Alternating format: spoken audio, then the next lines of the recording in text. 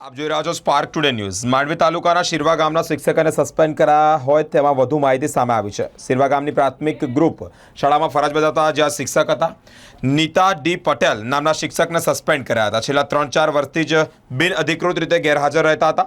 શાળામાં ગેરહાજર રહેવા સંદર્ભે ઉચ્ચ અધિકારીઓ દ્વારા ઠપકો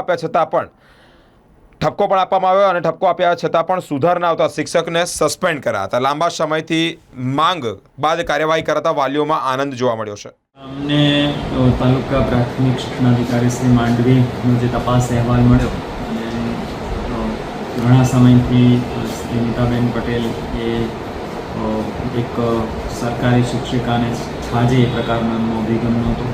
એમની અનિયમિતતાઓ હતી અને ખરેખર વર્ગખંડની જે શૈક્ષણિક ગુણવત્તાની બાબતમાં પણ ઘણી બધી અનિયમિતતાઓ તપાસ અહેવાલમાં આવી।